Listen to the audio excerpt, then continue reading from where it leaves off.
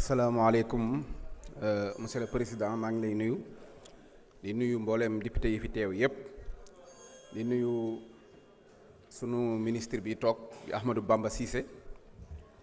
xam naa ne nag sa ñëw gii nag tey moom am na lum ñu jàngal lu bari parce que wate nañ fii loi bu ne diggante daaw ak ren waaye loi buy tee dem safara tey lañ koy doog a wate Ahmadou Bamba moo ñëw pour teewe ko te normalement nag waroo woon a ñëw waaye mënoo ñàkk a ñëw waaw moo tax nag loolu moom ndax sa turandoo sëñ Tuubaa moo wax ne ij'al rujuu'i ilaa xawmi sahadatana wal takfina yawma jam'il xalqi niiraana sëñ Musaa ko ne ko bu dul woon ak sa dem gii olof def nasaraan te wallahi kon ñëppay dem niiraan def nasaraan nag mooy nekk góor ba noppi di toppandoo tubaab bi bay nekk góor jigéen kon bu ñuy wate loi boobu Cheikh Ahmadou Bamba toog Alaaji Malick toog Abdou mu ndaw tijji ko Mouhamadou Lamine di ko tëj loolu nag wax na lépp waaw man nag li ma jaaxal mooy yàlla dane woon day tënk saytaane yi ci koor gi man xaw ma Abdou mu ndaw fu mu jaar ba rëcc ba ñëw waaw ndax fekk ñu toog ne dañuy wate góor jigéen di ko araamal ci Sénégal nga taxaw naan kenn du ko fi defee kooku bu ñuy jàpp saytaane yi bi ñuy tënk saytaane yi waruñu loon a bàyyi foofu waaw gis naa beneen waay mooy borom aser taxaw fii naan du ma ko wate ma ne ko koo koy wax yéen wateet góor jigéen loolu góor moo koy def gor moo koy def jullit moo koy def kon da ngay mën a bokk Pastef pour mën a contre góor jigéen parce que biñ yëkkatee mbirum góor jigéen ak léegi yéen a ngi koy dégg de ñi ngi tasaare sida gi ñëpp a ngi koy dégg gisagu leen Bougane Gueye bind ci benn texte gisagu leen mu wax ci Mimi Touré déggu leen ko ci déggu leen ci Abdourahmane Diouf déggu leen ci ñi may bañ a tudd fii déggu leen ci kenn mennum Sonko dong moo ñemee wax ci góor jigéen moo ci ñemee bind ay député am dong ko ñemee wate tàccu leen seen bopp waaw ñi ne nag lu tax defuñu ko criminalisation en tout cas daal loi bi ñu joxoon waa APR na ko watee leen ko ñu lànk ñun jox nañ ñu ko ñu wate ko loolu mooy li wóor waaw maa ngi ñaan nag jafe-jafe yi ñu seetal sénégalais yi ba bañ a def criminalisation jafe-jafe yu mel noonu nañ ko seet ci wàllu viol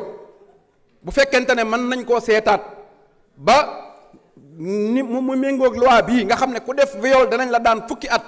waaye ni ngay yàggee ci kaso bi loolu dina dañ suñu sañoon ñu defaale ko ci loi bii parce que mi ngi indi ay problèmes yu bari maa ngi ñaan nag suñu xarit suñu wëllëre Oustaz Al Amin Dramé mi nga xam ne wax nañ ma ne léegi dañ ko def garde à vue maa ngi ñaan ñu bàyyi ko parce que nag gisoon naa Babacar Fall ñu ne dafa am problème santé dossier médical moo tax ñu bàyyi ko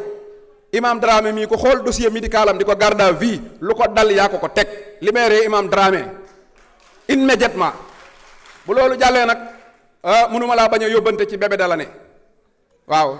Bébé Delané sa président li tax ma wooyee ko Bébé Delané nag mooy Bébé Delané day yeewu rek màgg gis cadeau yi mu jàpp ne dafa judduwaale cadeau yi mais xam nga nekk prison ñu joxeel la caution wutal la parrainage nga génn rek da nga yaakaar ne nguur gi da nga koo judduwaale mu naan kenn faluma yàllaa ma fal Bébé Delané nag li ma ci tiitloo rek ba ma la ci yóbbante mooy yaayam laa gis mu uuf ko ca hôtel ba naan ko am nga doole te xam nga ne am nga doole fajal lii di xew ma defee ne lu ne la koy faje mu ne ko yaa yor chef suprême des armées te yaay présider conseil supérieur de la magistrature chef suprême des armées nag mooy jëlal fetal yi nga rey gone yi yaay conseil supérieur de la magistrature mooy tijjil kaso yi nga tëj xale yi ma di la wax ne nag digal la nga bàyyi Sonko loolu da ñëpp ne woon nañ mënta nekk na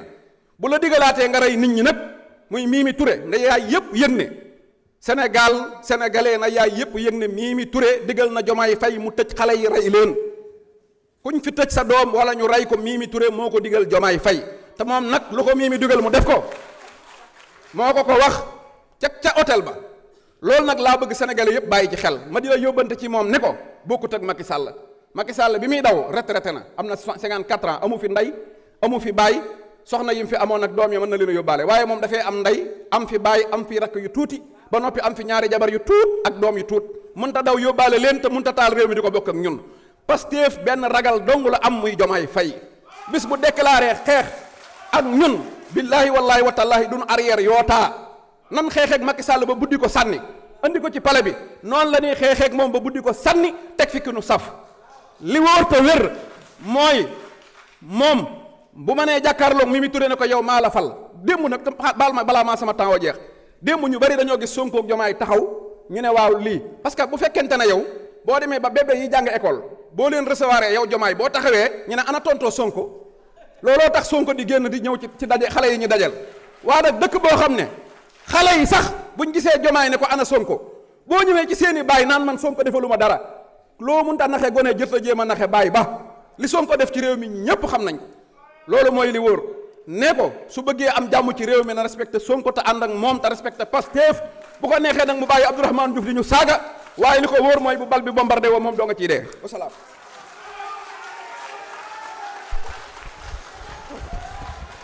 Merci beaucoup. Abdoulaye Tall, vous avez la parole. Aïb Dafé se prépare.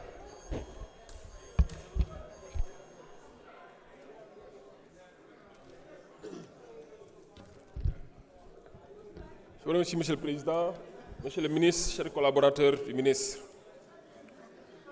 Chers collègues, quiconque d'entre vous voit un acte répréhensible, qu'il le change par sa main. S'il n'en est pas capable, qu'il le change par sa parole. S'il n'en est pas capable, qu'il le réprouve dans son cœur. Et c'est là le degré le plus faible de la foi.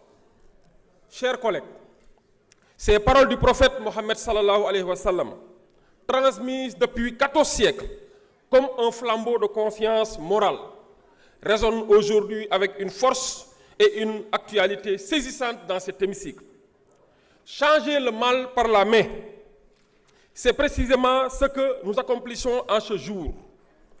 Nous sommes le bras législatif d'une nation qui refuse l'abdication, qui refuse la complicité silencieuse, qui refuse que l'inaction tienne lieu de sagesse. À la communauté internationale qui s'agite et manipule, je lui dirai, l'immobilisme législatif face à la dégradation progressive des mœurs n'est pas de la tolérance, c'est de la complicité passive. Ce projet de loi est précisément l'acte par lequel les représentants du peuple et anciens fidèles dépositaires de cette exigence à la fois spirituelle et civique que nous sommes appelés en ce jour solennel à délibérer sur le projet de loi modifiant l'article 319 du Code pénal. Je veux à cet instant solennel rendre un hommage appuyé au gouvernement de la République et particulièrement M. Ousmane Sonko, Premier ministre, qui a porté ce projet avec une détermination sans faille, faisant ainsi de la défense des valeurs nationales une priorité indéfectible dans l'action gouvernementale. Chers collègues, nul ne peut contester avec sérieux que ce soit la nécessité de revisiter notre droit pénal sur la question qui nous réunit aujourd'hui. L'article 319 du Code pénal, dans sa version héritée de la loi de 1966, présente des lacunes béantes que nos réalités sociales ont rendues inadaptées. La notion d'acte impudique ou contre nature y figure sans définition précise, en contradiction manifeste avec le principe sacro-saint de la légalité criminelle, à savoir nullum crimen nulla poena sine lege, qui exige que toute incrimination soit formulée en des termes clairs, précis, intelligibles pour le justiciable. Cette imprécision notoire constitue, il faut le dire, une faiblesse structurelle du texte d'incrimination exposant l'ordre public à l'arbitraire interprétatif et fragilisant les poursuites judiciaires. Par ailleurs, l'évolution des formes de déviance sexuelle, à savoir l'homosexualité, la bisexualité, la transsexualité, la zoophilie, la nécrophilie,